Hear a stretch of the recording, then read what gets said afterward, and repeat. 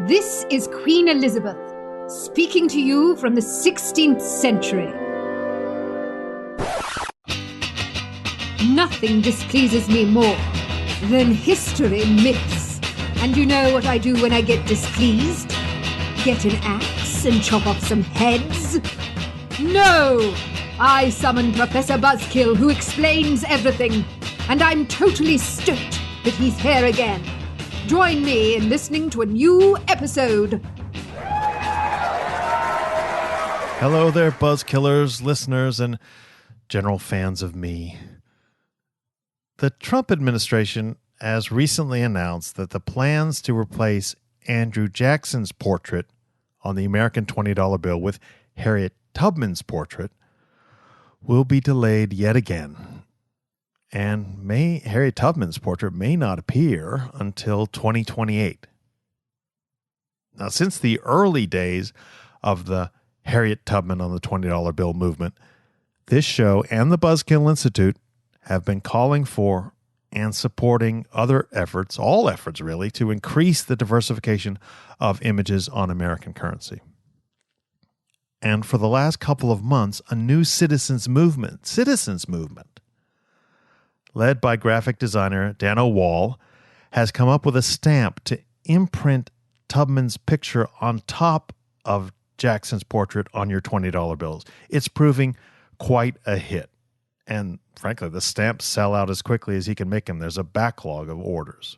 The website is tubmanstamp.com. And people have been repurposing their $20 bills at a furious rate.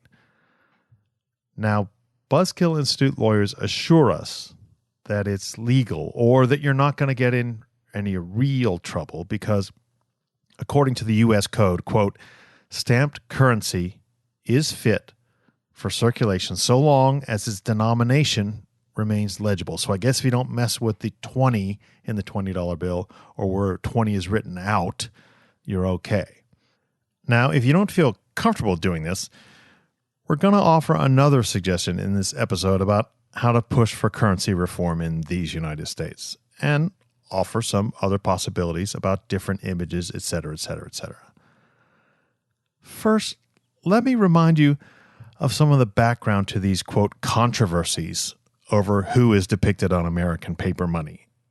And I think in doing that, I'll address the, frankly, overreaction and the misuse of history implicit in the argument that U.S. currency or any currency is set in stone and should never be changed. It is, you guessed it, a myth.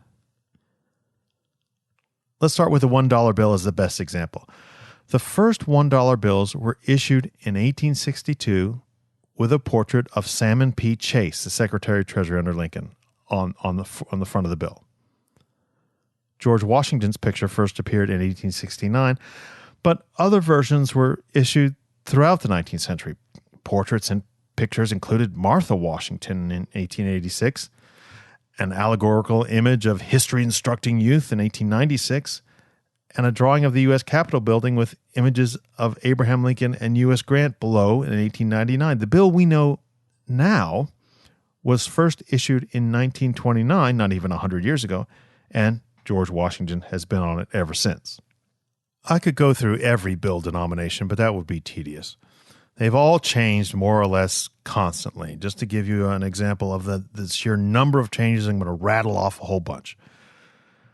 In addition to what I just mentioned before, here are some of the different people and images used on U.S. bills. Alexander Hamilton, he of the musical. Christopher Columbus. General Phil Sheridan, a Native American leader named Running Antelope, a pioneer with his wife, child, and dog. General Winfield Scott, William Windom, who is a Treasury Secretary. Treasury Secretaries appear a lot on currency. There was an allegorical depiction of science presenting steam and electricity to commerce and manufacture. Robert Steamboat Fulton, Samuel Telegraph Morse, Thomas Jefferson, Albert Gallatin, again, Treasury Secretary, General George Meade, Robert Morris, perhaps one of the lesser-known founding fathers, Daniel Dictionary Webster, Pocahontas, Vice President Thomas Hendricks, Lewis and Clark, another allegorical figure of loyalty, Henry Clay, Benjamin Franklin, Edward Everett, another 19th century politician, General William H. Seward, General Winfield Scott, a bald eagle, Thomas Hart Benton, famous senator, James Monroe, of course, a founding father, and David Farragut, an admirable admiral. The designs of U.S. currency and the depictions on it have changed almost constantly in U.S. history. The $20 bill has been around since 1862 and has undergone major changes by my estimation, no fewer than 16 times. With coins, it's the same. The penny has had 13 different designs on the front. The 5-cent coin, the nickel, 8 different designs. The dime, our 10-cent piece, 7 different designs. The 25-cent coin, the quarter, has had 6 different designs. The half dollar, 50 cents, 8 different designs. And the dollar coin has had 14 different designs. Okay? If that's not pretty constant change, I don't know what is. In fact, the tradition in the United States is to change the currency all the time. So why in the world does anyone oppose a change in the $20 bill? It's certainly not because of a knowledgeable yearning for tradition. We just busted that myth. And that's not the half of it, buzzkillers. American currency is about as traditional and unchanging as a politician's principles. Each denomination, especially the paper bills, they began life at a different time, sometimes went totally out of circulation and then came back in, and has had its design changed many, many times. The scientists at our institute have calculated that if you include coins, American currency has changed on average every 4.27 of the 243 years of our country's existence. Now, that's pretty often, wouldn't you say? Of course, the Harriet Tubman change is a very important one, and I, for one, can't wait for more. Proposals to change the currency present a great opportunity to discuss history, to garner more attention for our show, and, for yours truly to cash in. Hence, I have some proposals to make. First, let's look at what some other countries do with their currency. I admire the European Union, Britain, Australia, and New Zealand for the ways they've designed their currency, at least their currency that's appeared after World War II. The euro banknotes are perhaps the most impressive because they depict ideals, although in very concrete forms. The European Central Bank describes them this way, quote, "On the front of euro banknotes, windows and doorways are shown. They symbolize the European spirit of openness and cooperation. The bridges on the back symbolize communication between the people of Europe and between Europe and the rest of the world.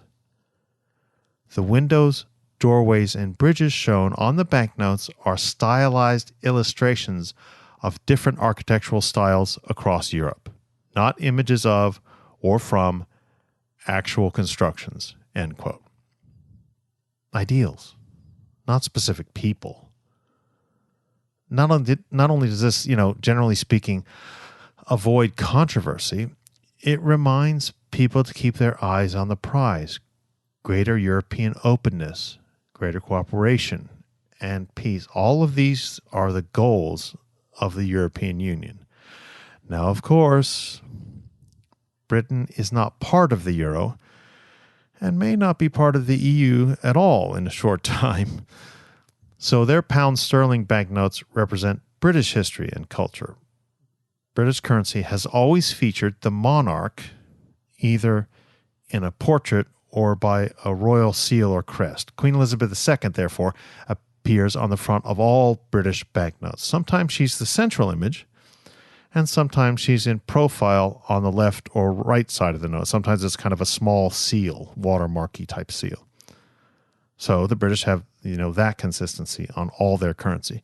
Because they always have the Queen, and because sometimes she's represented as this small profile on the side that I mentioned, the British have given themselves room to celebrate other notables from history. These include J.M.W. Turner, the artist, Elizabeth Fry, an important 19th century prison reformer, and Charles Darwin, scientist and notable buzzkill. And now there are others too.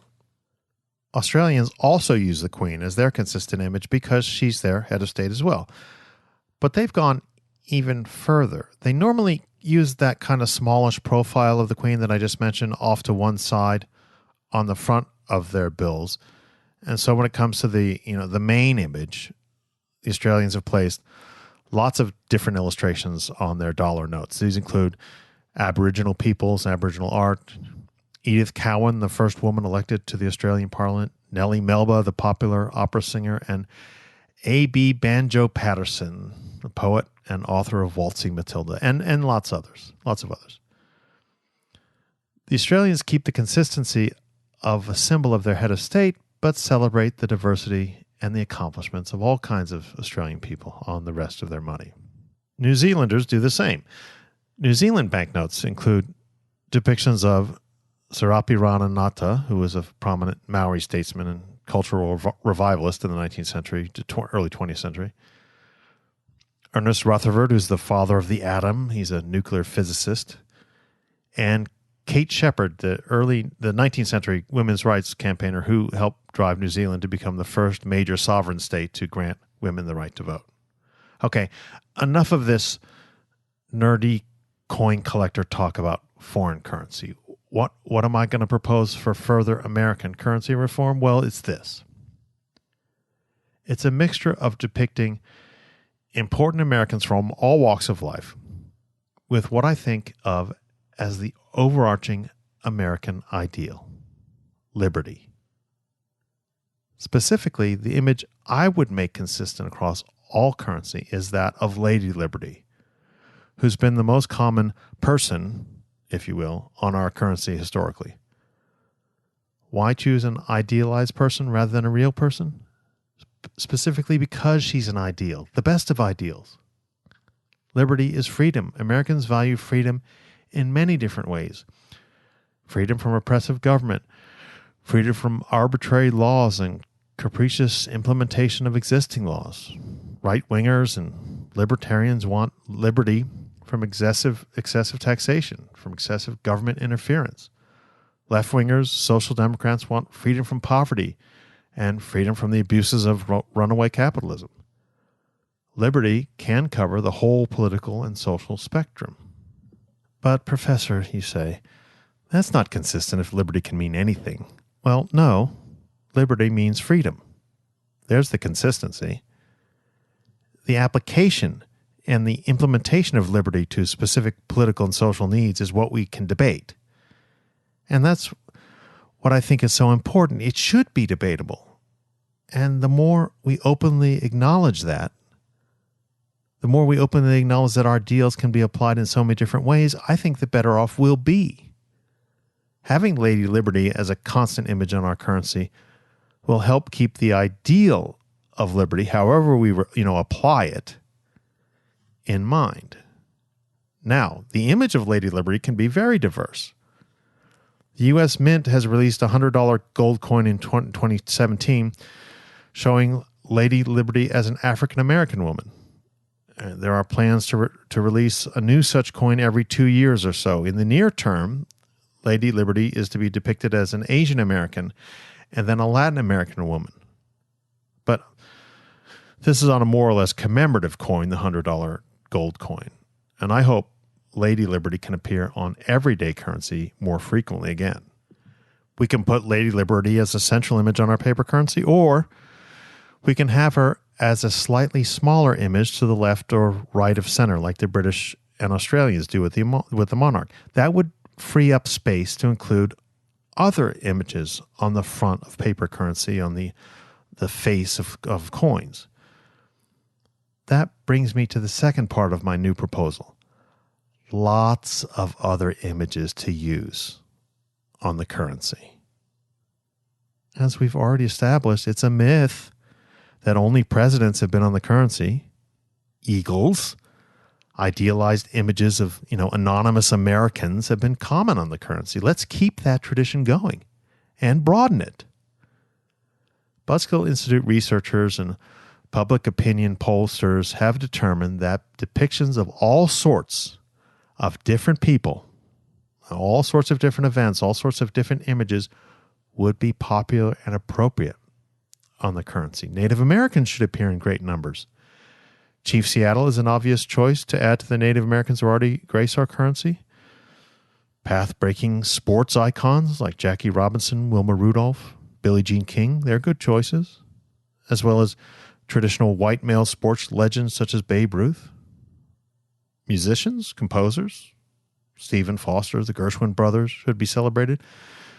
What I'm getting at is famous artists, famous astronauts, famous architects, educators, engineers, scientists, technological visionaries, and people from many different walks of life can and should be depicted. Perhaps, Norman Rockwell's famous Four Freedoms paintings, or more modern artistic depictions of similar things. And of course, the images of politicians, social leaders such as Martin Luther King, Elizabeth Cady Stanton, Susan B. Anthony, the Founding Fathers, Frederick Douglass, Eleanor Roosevelt, and many others should be used. And it doesn't have to be just people. Notable architecture and depictions of great natural features. Half Dome in Yosemite, the Rockies, Niagara Falls, some of our marvelous coastlines. All these things should appear. I could go on and on. Some of you may think I've already gone on and on. But my main point is that having one consistent image, Lady Liberty, in some place on the currency frees us up to celebrate lots of different aspects of American life on that same currency. The goal here should be more images of important people or aspects of American culture that we admire. More. Why limit ourselves to, a narrow range of worthies? So in this episode, I've shown you how American it is for the currency to change. And I've proposed a great way to honor our ideals and our heroes. If we implement the Buzzkill proposals, our currency will truly reflect our enduring values and celebrate lots of different people who represent them best.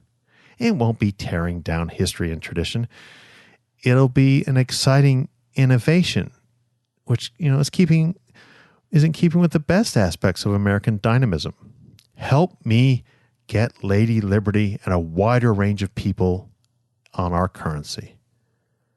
Get the new Harriet Tubman stamp if you like, but also contact the Treasury Department and your representatives in Congress.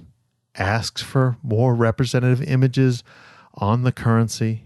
If the EU, the British, the Australians, and the New Zealanders, and countless other countries can do it, so can we. I'm showing you the way, Buzzkillers. As the Statue of Liberty famously says, I lift my lamp beside the golden door. Talk to you next week.